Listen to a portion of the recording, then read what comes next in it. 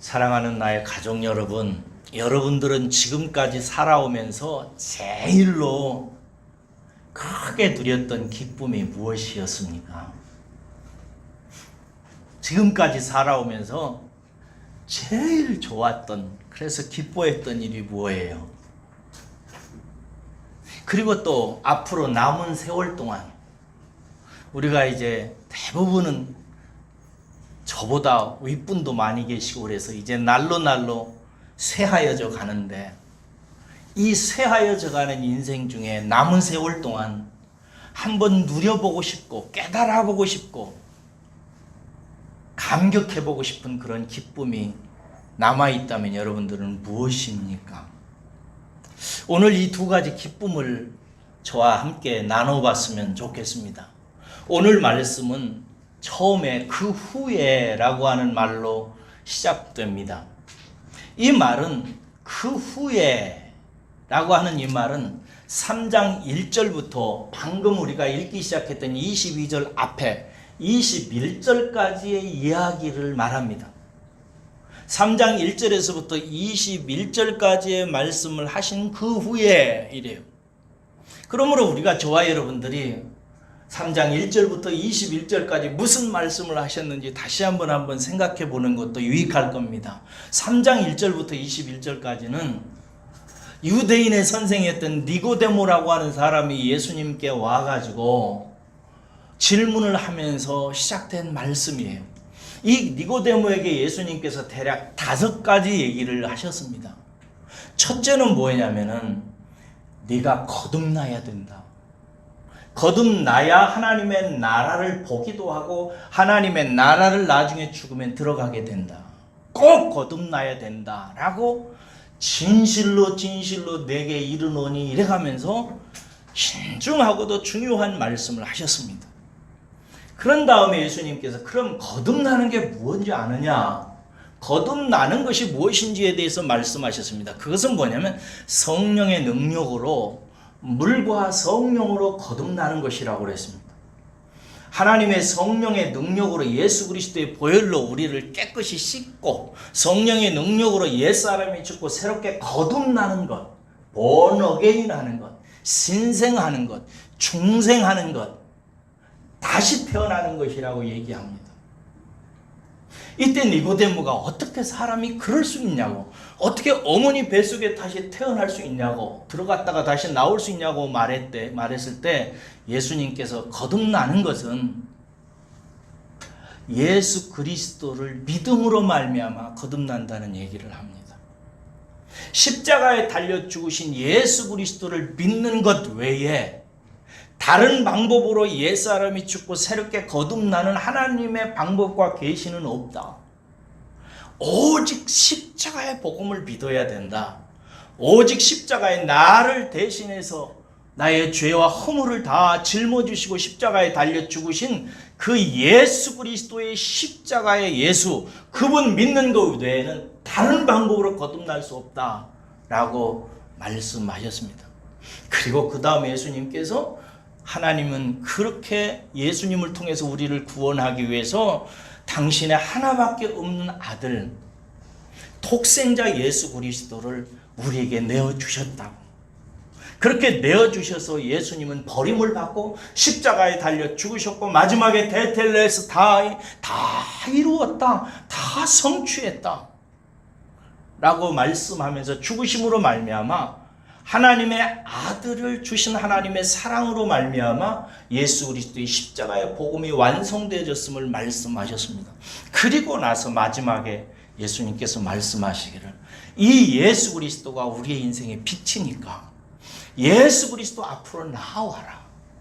빛이신 그리스도 앞에 나오는 게 지혜다 라고 말씀하심으로 말미암아 아들을 주신 하나님의 사랑의 팔 안으로 모든 세상의 죄인들을 그 빛이신 그리스도 앞으로 나오도록 초대하셨습니다.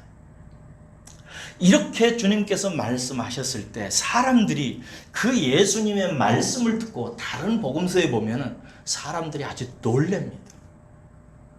그 말씀하시는 권세와 힘에 압도되어져요. 그래가지고 사람들이 몰려들기 시작합니다. 그래서 오늘 22절에 보면은 이렇게 몰려든 사람들에게 제자들과 함께 예수님께서 무엇을 주세요? 세례를 주시기 시작하시는 것입니다. 여러분, 세례가 무엇일까요? 세례는 헬라 말로 밥티조라는 단어예요. 뭐라고요? 밥 튀겨줘, 이 소리가 아니고 밥티조라고 하는 단어인데, 이게 무슨 뜻이냐면 잠근다라는 뜻이에요. 담근다, 물속에다가 사람을 잠기게 하는 걸 말해요. 그래서 세례를 줄 때 우리는 이제 장로교회는 약식 세례를 주잖아요. 그래서 목사님이 옹기에다가 물을 담아가지고 세례 주는 사람에게 성부와 성자와 성령의 이름으로 세례를 주노라 이렇게 했어요. 경석돈 할아버지 그렇게 받으셨지요? 이정희 할머니도 그렇게 받으셨죠?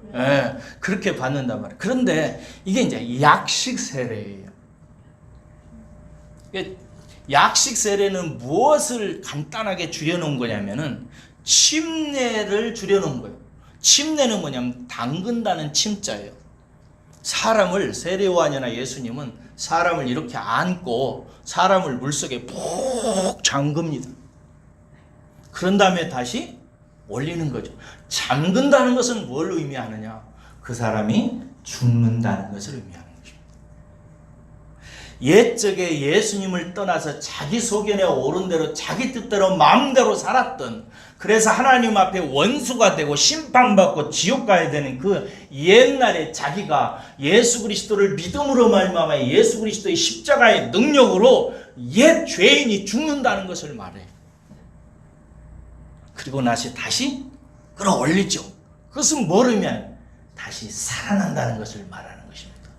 결국 세례가 의미하는 것은 뭐냐면 성령의 능력으로 예수 그리스도를 믿는 자가 옛 죄된 자가 죽고 새로 하나님의 아들과 딸로 거듭나는 것을 세례라고 하는 형식으로 보여주는 것을 말해요. 예수님께서 거듭나는 이야기를 니고데모를 앞에 놓고 모든 사람들 앞에 하고, 그렇게 해서 거듭나고자 몰려오는 사람들에게 그들이 거듭난다는 사실을 보여주기 위해서 요단강가에서 세례를 베풀고 계셨던 것입니다. 여러분, 저는 여러분과 오늘 아침에 인생에서 누릴 수 있는 첫 번째 가장 크고 놀라운 기쁨이 무엇인가? 다시 거듭나는 것이라는 사실을 여러분 마음속에 새겨두시기를 주의 이름으로 축복합니다. 옛사람이, 사망에 떨어질 사람이, 죄로 말미암아 영원히 죽을 사람이, 하나님께 저주받아서 영원한 지옥으로 떨어질 사람이 예수 그리스도를 믿음으로 말미암아 옛자가 죽고 다시 성령의 능력으로 거듭나서 새 사람으로 하나님의 아들과 딸로 장차 완성되게 될 하나님 나라의 천국을 유업을 이을 자로, 하나님의 유업자로 거듭나게 되는 것, 여러분이 이 사건만큼 우리에게 중요하고도 놀라운 기쁨을 주는 사건은 우리 일생에 없습니다.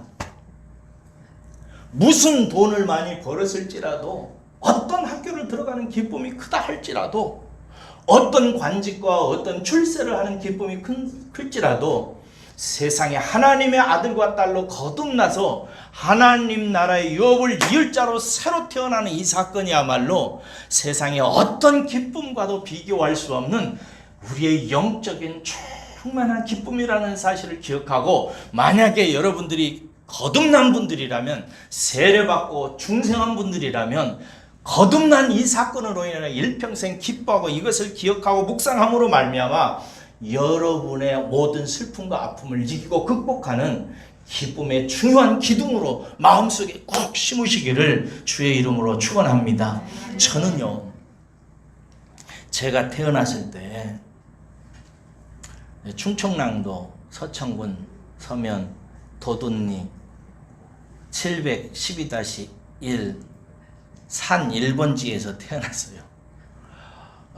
뭐 여러 번 들어서 이제 대부분은 알고 계십니다만, 여기 또 새롭게 나오신 분들도 있으니까 들어보시기 바랍니다. 제가 태어난 곳은 산 1번지예요. 그러니까 집 주소가 어디라는 거예요? 산이라는 거예요. 그 산이 무슨 산이냐면 공동묘지산입니다. 그래가지고 한 2주나 3주에 한 번씩 상여가 우리 집 앞마당 옆으로 조그만 길을 따라서 우리 뒷산으로 올라가서 거기다가 시체를 묻었어요.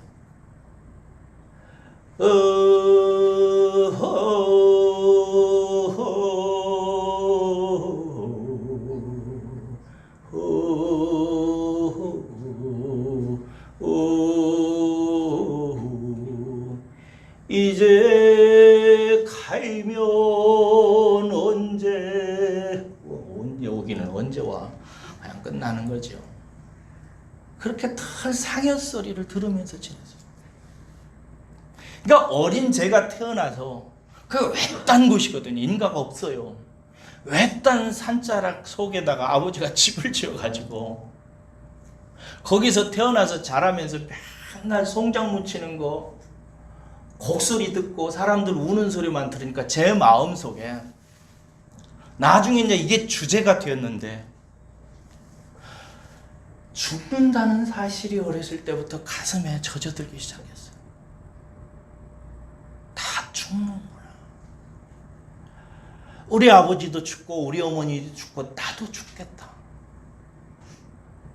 그런 정서와 인식이 어린 제 가슴속에 파고들기 시작했어요.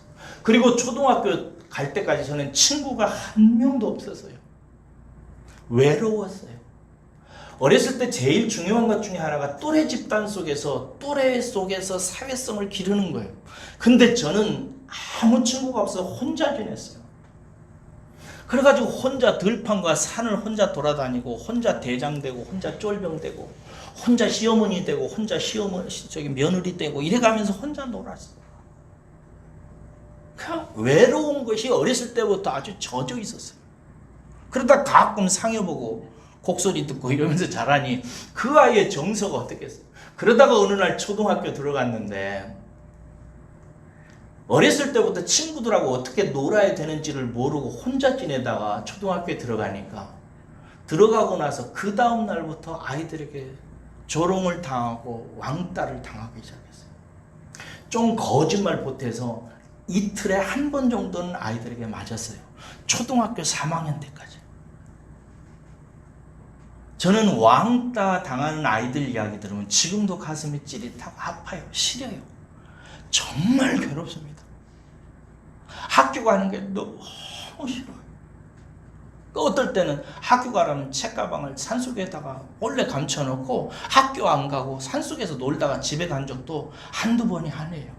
우리 아버지 어머니는 모르시지만 하나님은 아시지. 정말 그 힘듭니다.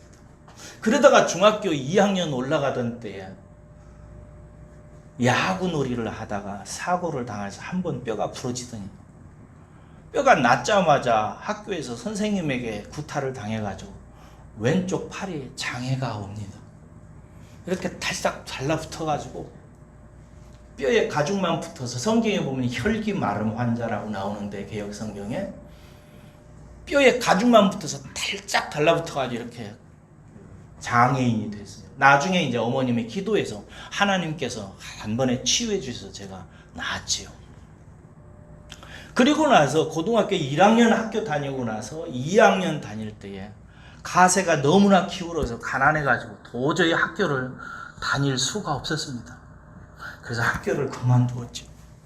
그리고 대략 한 12년 동안 서울의 독서실에서 한 3년, 절간으로 들어가서 절속에서 한 2년, 백사장에 가서 백사장 별장지기로 한 3년, 노동판, 막노동판으로 한 3년 또 돌아다니면서 대략 한 12년 동안 방황을 합니다. 그렇게 자라는 제 인생 속에 여러분 무슨 기쁨이 있겠어요? 무슨 즐거움이 있겠어요? 제가 젊은 시절에 가장 중요한 주제 중에 하나는 왜 살아야 되는지에 대한 이유를 찾는 것이었어요. 저는 자살도 해본 사람이에요. 왜? 살아야 되는 이유가 없어요. 이 세상에 태어나서 죽도록 고생하고 사람 때문에, 물질 때문에, 환경 때문에 이리 치고 저리 치면서 살아가다가 결국에는 모두 다 곡소리 울리면서 가족들 슬픔 속에 잠기게 해놓고 떠나게 되는 인생인데, 그런 인생 속에 무슨 기쁨이 있어요? 그런데 어느 날요, 제가 예수님을 만납니다. 할렐루야. 예수님을 만나요. 예수님을 만나고 나서 제가 예수 그리스도의 십자가가 나를 사랑하셔서 세상에 외톨이로 지내고 어렸을 때부터 왕따 당하고 장인이 돼서 사람들에게 존귀도 받지 못하고 젊은 시절, 그 청춘의 시절에 피 끓는 시절에 들로 산으로 절간으로 바닷가로 막노동판으로 떠돌리며 다니는 그 외로운 한 젊은이를 하나님께서, 천지 우주 만물을 지으신 여호와 하나님께서 당신의 독생하신 아들을 내어주시면서까지 사랑하셔서 그의 죄를 씻으시고 하나님의 아들과 딸이 되게 하셨다고는 이 복음을 제가 이해하게 되고 받아들이게 되고 거듭나게 됩니다. 제 마음속에 기쁨이 찾아왔는데요, 대략 한 달 동안 제가 기뻐서 뛰었습니다. 매일 울었습니다. 너무 기뻐서. 그리고 나서 제 인생이 완전히 달라지기 시작했습니다. 제가 니고데모 설교를 통해서 하나님의 나라를 거듭난 사람은 본다고 했는데, 제 인생에 임한 하나님의 나라, 하나님의 다스림, 하나님의 함께 하심을 보기 시작합니다. 내가 기도하면 하나님께서 응답하시고, 내가 찬송하면 내 가슴이 벅차오르고, 슬프고 아프고 힘들 때 기도해서 구하면 하나님께서 나를 인도하시는 것을 보기 시작합니다. 그래서 공부해서 검정고시에 합격하고요, 그렇게 공부해서 부산에 있는 고신대학 들어가고요, 그렇게 해서 공부해서 합동신학대학원에 들어가서 공부해서 석사학위 받고요, 그리고 지금은 박사과정을 공부하면서 남은 인생을 내게 진정한 기쁨을 주시는 하나님께 드리려고 다른 박질을 하고 있습니다. 사랑하는 여러분, 그러던 제가 어느 날 예수님을 믿고 거듭나고 나서 충청남도 서천 서면에 있는 한 목사님이 우리 교회에 오셔서, 담임 목사님이 올 때 담임 목사님이 없던 작은 교회에 외부에 있는 한 목사님을 초청을 했어요. 그 목사님이 김성원 목사님이신데, 그 김성원 목사님이 저를 위해서 오셔서 주일 낮에 세례를 저에게 주셨어요. 제가 강대상 위에 올라가서 무릎을 꿇고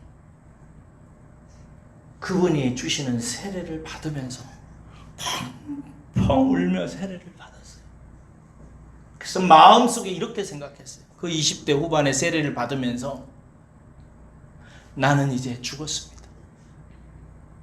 옛날에 상처받고 놀림받고 애들에게 왕따 당하고 외롭고 쓸쓸하게 지내면서 비관해서 자살하려고 하고 왜 살아야 되는지 이유를 알지 못해서 슬피 울며 밤을 새우던 나 옛날의 이정우는 오늘 죽습니다. 그리고 이제 하나님의 아들로, 하나님께 사랑을 받은 아들로, 하나님의 나라를 위해서 일해야 될 하나님의 사역자로 오늘 이제 다시 거듭납니다 라고 다시 한번 그 진리를 마음속에 받아들이면서 세례를 받았습니다. 그리고 새 인생을 살기 시작했습니다. 사랑하는 여러분, 저는 그래서 제 인생의 모멘텀점이라고 그러죠. 전환점, 가장 중요한 한 점이 있는데 그게 거듭난 것이고 세례를 받고 하나님의 아들과 딸로서 삶을 살기 시작했던 그 순간입니다. 그 후로부터 지금까지 저는 단 한 번도 제 인생이 슬프다고, 제 인생은 버림받았다고, 이제 자살할까 말까 이런 생각을 마음속에 담은 적이 없습니다. 제게 임한 이 거듭남의 은혜, 제가 받은 이 놀라운 신분, 제가 누리게 되는 이 인생의 기쁨이, 저는 오늘 이 아침에 이 자리에서 예배한 우리 사랑하는 아들과 딸들 심령 속에도 성령의 능력으로 임하시기를 주의 이름으로 축원합니다. 예수 그리스도의 십자가를 믿으십시오. 나를 위해서 십자가에 달려 죽으신 그분이 진짜로 나의 주님이라고, 그분이 나를 살린 분이라고 받아들이십시오. 그러면 그 사람은 거듭납니다. 하나님께서 그에게 기쁨을 주십니다. 여러분에게 그런 기쁨이 충만하시기를 주의 이름으로 축원합니다. 예. 또 하나 오늘 나누고 싶은 기쁨은 뭐냐면 첫 번째 기쁨이 그렇게 나를 찾는 기쁨이라고 말한다면은 이 두 번째 기쁨은 나를 버리는 기쁨입니다. 첫 번째가 무슨 기쁨이라고요? 나를 찾는 기쁨. 내가 얼마나 존귀하고 복된 하나님의 아들과 딸인지를 발견하는 기쁨이라면, 나를 찾는 기쁨이라면, 두 번째 기쁨은 그런 나의 인생을 하나님께 드리는 기쁨입니다. 그러려면 23절에서 25절까지 요한이 말하려고 하는 얘기를 잘 눈치채야 돼요. 여기서 이제 주목을 해야 돼요. 잘 들으셔야 돼요. 22절을 보세요. 22절 보면 요한은 이 책을 쓴 요한은 예수님 일행이 세례를 주고 있음을 말하죠. 세례를 주고 있어요. 23절 보세요. 그런데 그때에 이 세례를 줄 때 세례 요한도 그의 제자들과 함께 물이 많은 에논 강가에서 사람들에게 세례를 줍니다. 그렇죠? 한쪽 편에서 예수님이 제자들과 함께 세례를 주고, 다 에논 그 요단강 한 동네예요.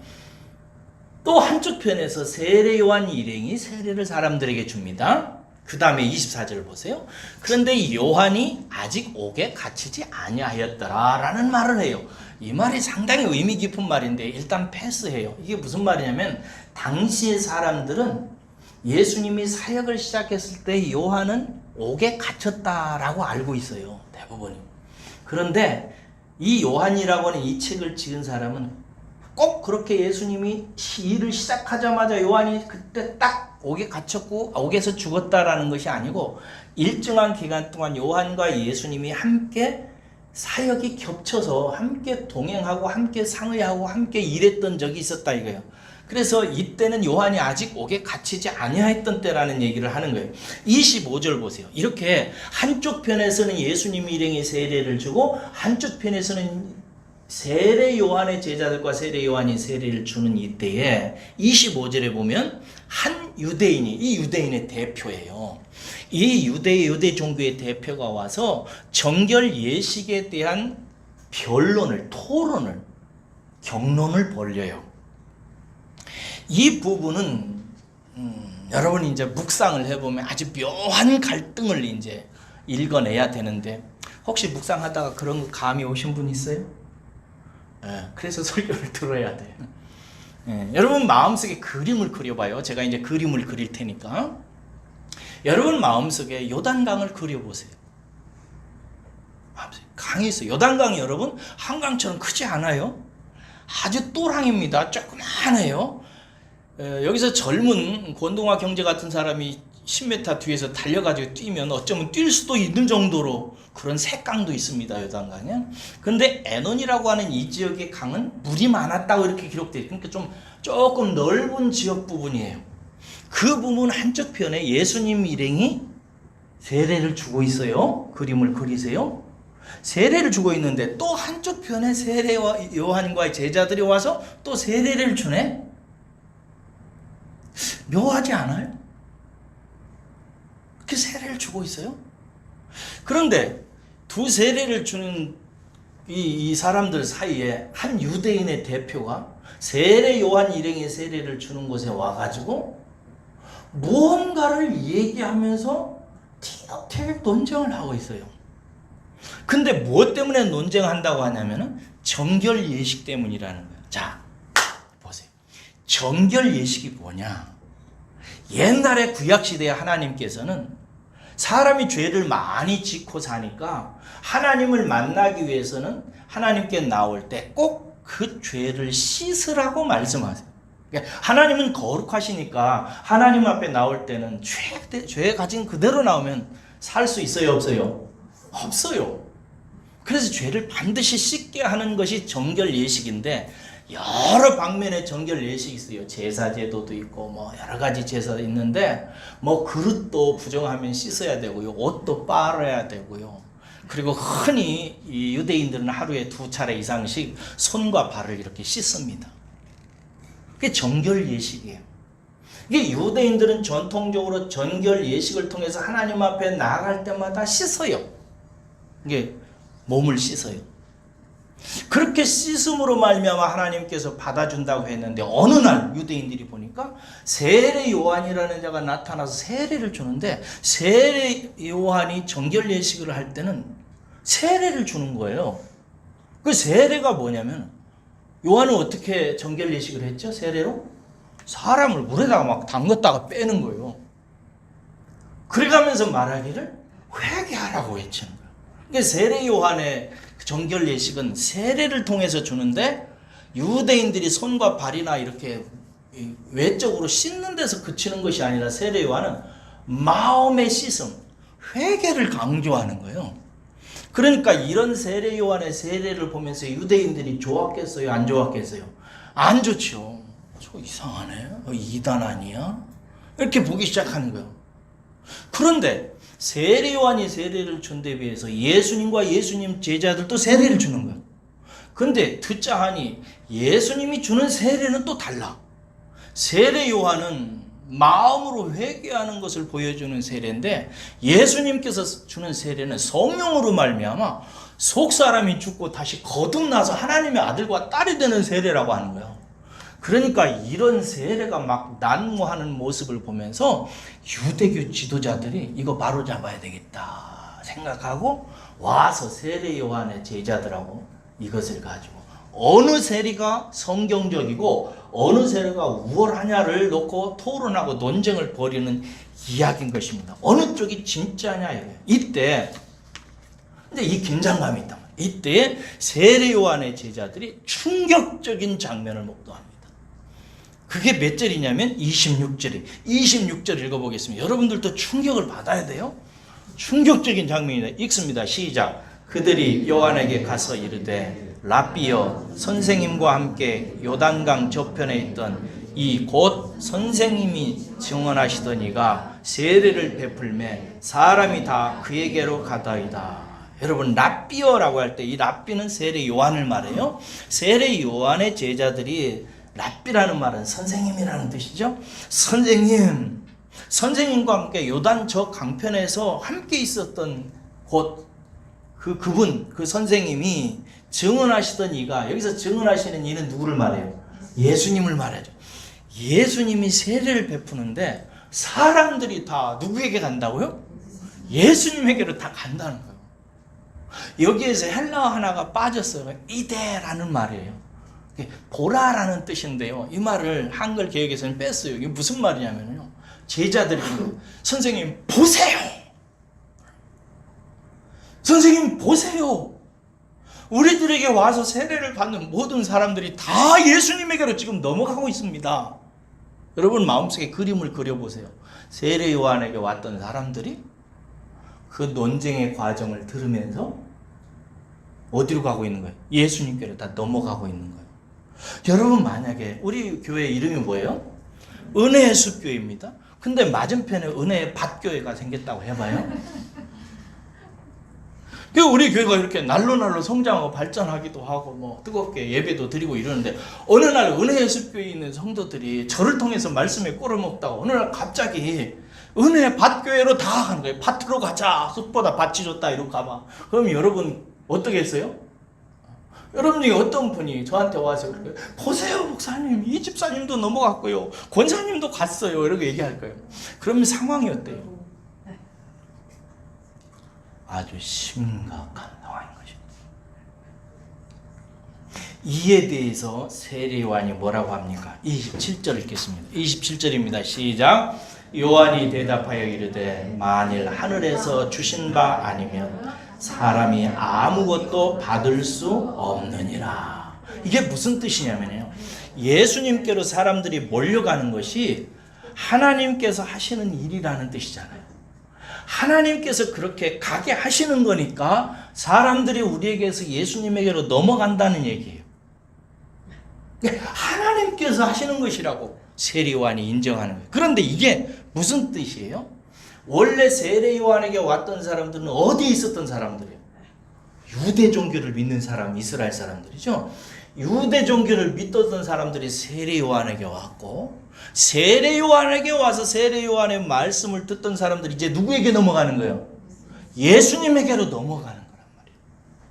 이것을 세례 요한이 말하면서 이제 유대교의 시대에서 세례 요한을 거쳐서 예수님에게로 넘어가는 것이 하나님의 뜻이라는 것입니다. 그러면서 28절에 보니까 제가 읽을게요. 내가 말한 바 나는 그리스도가 아니요 그의 앞에 보내심을 받은 자라고 한 것을 증언할 자는 너희니라. 이렇게 이제 너희들도 내가 메시아가 아니라 내가 메시아라고 증언한 저 예수 그리스도야말로 진실로 믿고 따라야 될 자, 그런 분이라는 사실을 이제 너희들이 나를 대신해서 증언해야 된다. 너희들도 다 그에게 가라 라고 얘기하는 거예요. 요한이 여러분 무엇을 보고 이렇게 얘기하는 걸까요? 이게 중요해요.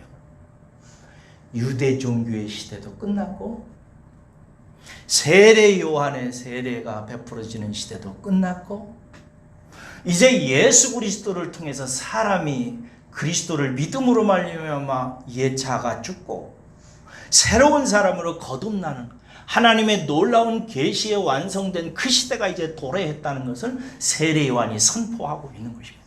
여러분, 이 말씀을 잘 들으세요. 옛날에 이스라엘에서는 재래 종교들이 많았어요. 산을 섬기는 사람들도 있었고요, 돌을 섬기는 사람들도 있었고요, 바다에 용이 있다고 섬겼던 사람들도 있고요, 삼신 할머니 비스무리한 신을 섬기는 사람들도 있었고요. 각종 신을 섬기고 있었어요, 그 땅에. 근데 하나님께서 아브라함과 모세를 통해서 여호와 하나님의 유대 종교를 그들이 깨닫고 알고 하나님께로 나오도록 인도하셨어요. 근데 그들이 그렇게 만들어진 유대 종교가 하나님에게서 떨어져가고 멀어져가고 하나님을 제대로 섬기지 못했을 때 그 하나님의 백성들을 다시 끌어모으기 위해서 보낸 자가 있어요. 세례 요한입니다. 세례 요한이 온 이스라엘 사람들을 향해서 회개를 선포하고 세례를 주었을 때 온 이스라엘이 다 요단강가로 나옵니다. 그렇게 요단강가로 다 불러낸 다음에 그렇게 불러낸 사람들을 세례 요한을 통해서 누구에게 가게 하나님께서 하시죠? 예수님께로 가게 하는 것입니다. 이것은 뭘 보여주냐?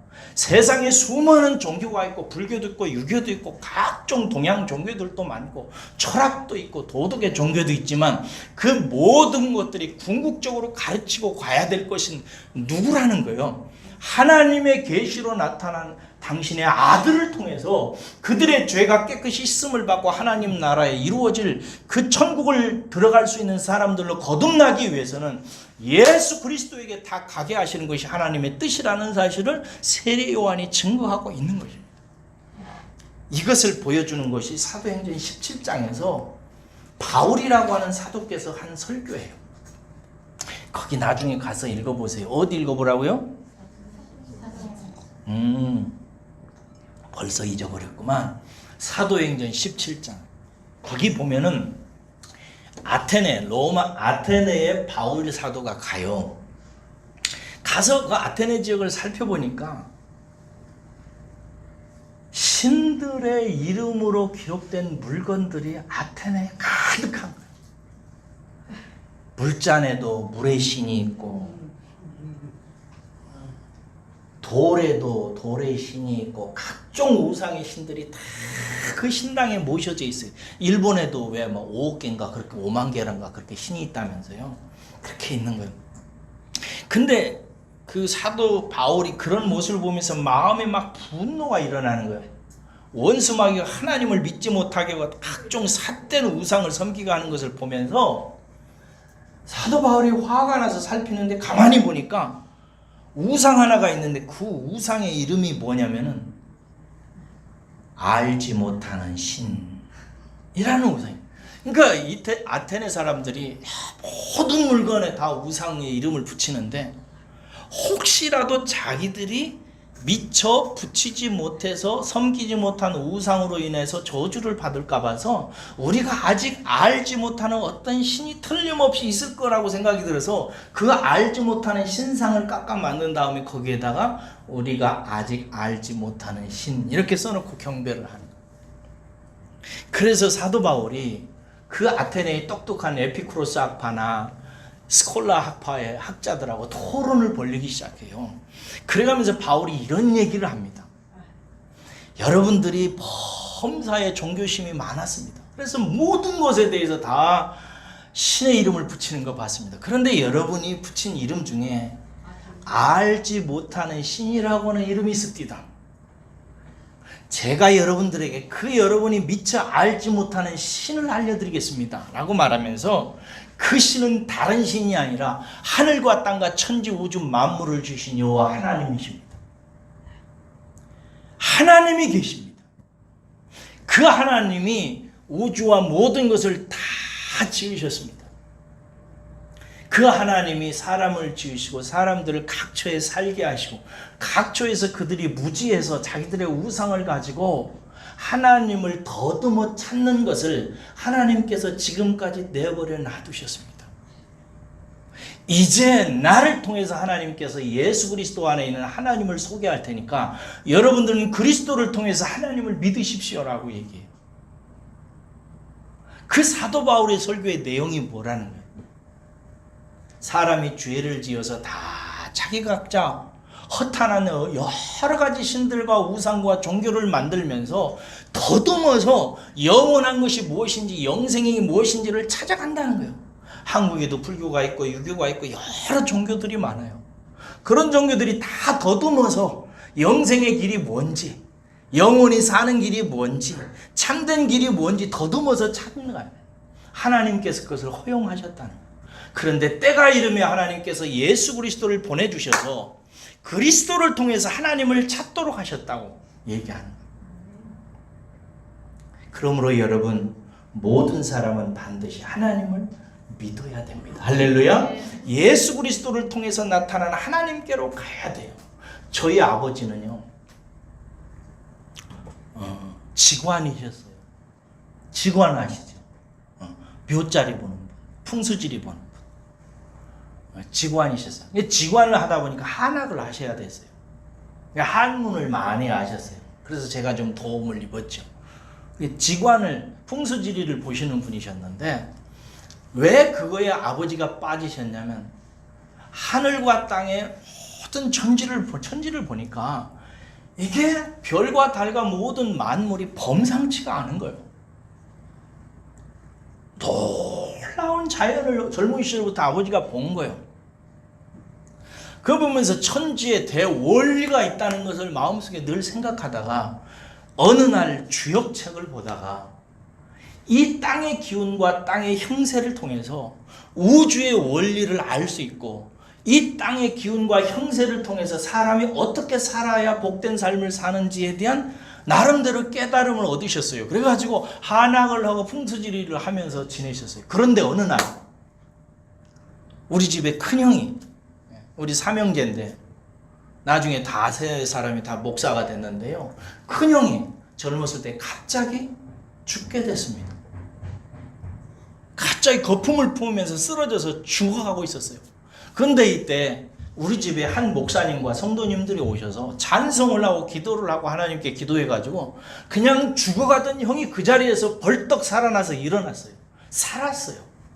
우리 가족에는 아주 놀라운 일이지요. 아버지가 놀라셨습니다.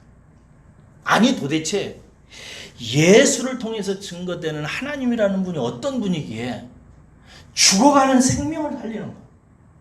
이때 목사님께서 아버지에게 전했던 복음이 사도행전 17장 복음.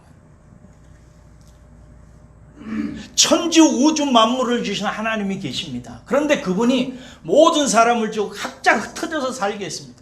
흩어져 사는 사람들은 각자 자기의 옳은 대로 뜻대로 자기의 신을 만들고 자기의 우상들을 만들고 종교를 만들어서 찾아 헤매서 하나님을 찾도록 하셨습니다. 그렇게 찾는 자들에게 하나님께서 때가 이름에 예수 그리스도를 통해서 하나님을 알게 하시고 거듭나게 하셔서 하나님 나라의 유업을 이을 자로 부르시는 복음을 증거했습니다. 그러므로 어르신의 장남을 살리시는 예수 그리스도시고 하나님이십니다. 그 하나님께 돌아오십시오. 그 복음을 듣고 일주일 동안 아버지께서 생각하시다가 일주일 동안 노원을 맨마지게 파시더라고. 그 돈다발 한 이만치 장만을 하시더니 어느 날 토요일 날 저녁에 식구들을 다 불러내더니 그동안 당신이 방 안에다가 쌓아놨던 주역책들, 동양 고전들, 책들 이런 거 다 마당에다가 막 이렇게 산더미처럼 쌓아놓더니 거기다 석유를 퍼부으세요. 불을 질러버리시더라고요. 그러면서 말씀하시고 나와 우리 집은 내일부터 예수 그리스도의 하나님을 섬긴다. 선포하셨어요. 그리고 그 다음날 두루마기 딱 입으시고 삿가 쓰시고 그리고 여기에다가 돈다발 하나 딱 하시고 아버지가 앞에서 걸으시고 뒤에 어머니 걸으시고 우리 형제들 걸으시고 딸들 따라가서 교회 딸랑딸랑 따라가서 교회 딱 들어갔는데 예배 시작하기 전에 아버지가 유만한 돈다발을 강대상 위에다 딱 올려놓더라고요. 그 돈으로 도든 감리교회 교회당이 세워졌습니다. 사랑하는 여러분, 세례 요한이 그것을 본 것입니다. 이제 유대 종교의 시대도 넘어서고 세례 요한의 세례의 시대도 넘어서 예수 그리스도를 통해서 인생이 거듭나서 하나님의 나라로 들어가는 시대가 활짝 열렸다. 그러므로 여러분 20 몇 절이에요? 마지막 절 한번 읽겠습니다. 30절이죠? 30절입니다. 시작. 그는 흥하여야 하겠고 나는 쇠하여야 하리라. 이 말이 그는 누구를 말해요? 예수님을 말하고 나는 누구예요? 세례 요한을. 이 말이 무슨 말이에요? 예수 그리스도와 예수 그리스도의 시대는 이제 부흥하고 흥해야 되고 나와 내 시대는 이제 갔다 이거예요. 그러면서 나는 이제 쇠하여야 된다. 사라져야 된다. 나는 이 지구상에서 없어져야 된다라고 얘기하는 거예요. 실제로 세례 요한은 예수 그리스도를 소개하고 자기 자신은 없어집니다. 우리가 방금 읽은 본문 말씀에서 잠깐 패스하자고 제가 말씀드렸던 요한이 아직 옥에 갇히지 아니하였더라라는 이 말을 읽으면서 제가 울었어요. 헬라어로 읽어보니까 이렇게 돼 있어요. 한글은 점잖하게 번역했는데 이렇게 기록되어 있어요. 요한이 아직 옥에 집어 던져지지 않았다. 왜냐하면 요한은 아직 옥에 집어 던져지지 않았다. 그랬기 때문에 그는 지금 여기서 세례를 주고 있다라고는 표현이에요. 그게 무슨 말이에요? 하나님께서 세례 요한을 옥에 집어 던지십니다. 그의 임무가, 그의 사명이, 그의 인생이 이제 끝났다. 그리고 세례 요한은 자기 인생이 이제 끝났고 나는 사라져야 되고 이제 나를 통해서 소개된 예수 그리스도의 세계, 사람이 다시 거듭나는 세계, 하나님의 사람으로 거듭나는 그 시대가 이제 돌아왔기 때문에 나는 이제 쇠하여진다라고 선포했던 것입니다. 그러므로 마지막에 세례 요한이 그 앞에서 29절에서 독특한 기쁨을 얘기합니다. 29절 읽겠습니다. 시작. 신부를 취하는 자는 신랑이나 서서 신랑의 음성을 듣는 친구가 크게 기뻐하나니 나는 이러한 기쁨으로 충만하였노라. 여러분, 자기가 소개한 예수님은 흥해야 되고 자기 자신은 쇠해야 되는데 자기가 왜 기쁨으로 충만하다고 얘기하는 걸까요? 여기에서 세례 요한은 예수님을 신랑으로 지금 얘기하고 있어요. 그렇죠? 그리고 그가 취하는 신부는 누구라는 거예요? 이스라엘이고 우리들이고 교회라는 거예요. 그리고 여기서 친구는 누구를 말해요? 자기 자신 세례 요한을 말하죠. 여기서 세례 요한은 두 개의 기쁨을 얘기하는 거예요. 첫째, 신부를 취하는 신랑의 기쁨이에요. 이 세상에 오셔서 예수님께서 당신의 신부, 당신의 백성, 당신의 귀한 교회들을 당신의 품으로 당신의 십자가를 통해서 부르시는 예수님의 기쁨을 얘기해요. 예수님이 얼마나 기쁘게 지금 우리를 추수하는지 모릅니다. 하나님께서 한 사람이 당신에게로 예수 그리스도의 품에 안길 때 주님께서 얼마나 기뻐하시는지 모릅니다. 우리 경속돈 성도님이나 이정희 성도님이나 하나님께서 크게 기뻐하시고 기뻐하신다는 사실을 믿으시기를 주의 이름으로 축원합니다. 근데 세례 요한은 자기의 기쁨을 얘기해요. 무슨 기쁨이냐? 신랑을 소개하는 신랑의 친구의 기쁨이라는, 이게 뭐냐면요, 옛날에 이스라엘 사람들은 결혼을 할 때요, 잘 들으세요, 이런 풍습이 있었어요. 결혼식은 신부 집에서 하나요, 신랑 집에서 하나요? 신부 집에서 합니다. 옛날 우리 시골에서도 그랬어요. 그죠? 신부 집에서 하고 하루나 이틀 동안 신랑이 신부 집에서 거한 다음에 신부를 데리고 신랑 집으로 가지요. 이스라엘 사람들도 똑같았어요. 그래서 신부 집에서 결혼 예식을 준비합니다. 그런데 이제 신랑이 밤이 되면서 신부 집으로 와서 결혼 예식을 하고, 이스라엘 사람들은 밤에 해요. 하루의 시작이 오후 6시로 시작하니까 밤이 그들은 하루의 시작입니다. 그래서 6시가 되면 이제 신혼 예식이 시작돼요, 보통. 그런데 어떤 경우에는 보통 신랑이 오는 시간이 정해져 있지 않다는 게 이게 이스라엘 사람들의 신기한 풍습이에요. 그래서 나중에 예수님께서 이 풍습을 가지고 예수님께서 언제 재림하실지 모른다고 깨어 기다리라고 얘기하잖아요. 그렇게 언제 올지 몰라요. 그래서 신부집에서 사람들이, 하객들이 신부와 함께 모여가지고 신랑이 오기를 기다립니다. 때로 어떤 신랑은 한 4km 정도에서 금방 올 수도 있고, 어떤 신랑은 한 20km에서 오니까 하루 종일 걸릴 수도 있어요. 그러면은 사람들이 기다리다가 지루하잖아요. 이때 지루한 신부집의 분위기를 업시키고 흥을 돋구고 하는 사람들이 있으니 신랑의 친구들입니다. 신랑의 친구들이 먼저 와가지고 재밌는 얘기도 하고 춤도 추기도 하고 웃긴 얘기도 하면서 신랑이 올 때까지 그 집 분위기를 다운되지 아니하도록 막 기쁨으로 채워줘요. 그러다가 이제 신랑이 오잖아요. 그러면 그 일을 담당했던 친구의 대표가 신랑이 딱 도착하면 이렇게 말합니다. 신랑 입장! 신랑 입장하고 신랑이 들으면 이 신랑의 친구는 옆으로 싹 빠지면서 신랑을 신부댁 사람들에게 소개하고 자기는 쫙 빠지는 거예요.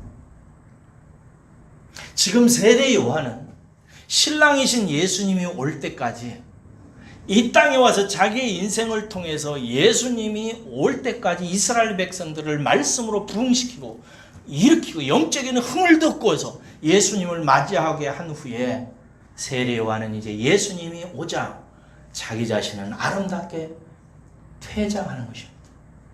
그리고 나서 세례 요한은 잡혀서 옥으로 갑니다. 옥에서 목이 댕강 잘려서 이 세상을 끝냅니다. 그런데 이 일에 대해서 세례 요한은 기쁘다고 얘기합니다. 이 기쁨을 여러분과 함께 생각하고 싶습니다. 첫 번째 기쁨은 우리가 예수 그리스도를 믿음으로 말미암아 나를 찾는 기쁨이라고 했어요. 그 두 번째 기쁨은 무슨 기쁨이냐? 쇠하는 자의 기쁨입니다. 이 세상에 우리는 나이가 들고 삶을 살아가면서 서서히 쇠하여져 갑니다. 이 세상에서 쇠하여져 가면서 우리가 누릴 수 있는 기쁨이 무엇인가를 여러분들이 깊이 오늘 이 아침에 생각해 보셨으면 좋겠습니다. 뭔가 나를 통해서 예수 그리스도가 흥황하게 하는 것입니다. 나를 통해서 다른 사람이 예수 그리스도를 믿게 하는 것입니다. 나의 삶을 통해서 우리 가정 안에, 우리 교회 안에, 이 세상 안에 하나님의 나라가 임하게 하는 것입니다. 이것만큼 여러분 남은 세월을 진정으로 내 인생의 기쁨으로 삼을 수 있는 것은 저는 없다고 생각합니다. 왜냐하면은 장차 하나님께서 예수 그리스도 안에서 하늘과 땅의 모든 것들을 다 통합하시고 하나님 나라를 완성하십니다. 이 완성하시는 하나님 나라가 이루어지는 과정에서 내가 할 수 있는 가장 좋은 기쁨이 뭔가? 그 하나님 나라, 예수 그리스도 신랑이 오시는 그 나라, 그때를 대비하고 그 일을 위해서 내가 이 세상을 섬기는 것입니다. 저는 그래서 공부합니다. 제 마지막 소원이 있습니다. 우리 주님께서 재림 언제 하실지는 저는 모르지만 우리 예수님께서 오실 때까지 여러분들을 섬기는 것이고 내 몸이 쇠할 때까지 열심으로 공부해서 책 한 권 남기려고 공부하고 있습니다. 여러분들은 여러분의 인생이 쇠하여져 가는데 여러분들 마음속에 인생의 의미를 무엇에 두고 무엇을 기쁨으로 삼으시겠습니까? 저는 저와 여러분들이 이 세례 요한의 삶, 이 세례 요한의 기쁨을 마음속에 새기시기를 주의 이름으로 축원합니다. 다니엘서 12장 3절만 읽고 마치겠습니다. 이런 말씀이 있습니다. 지혜 있는 자는 궁창의 빛과 같이 빛날 것이요 많은 사람을 옳은 대로 돌아오게 한 자는 별과 같이 영원히 빛나리라.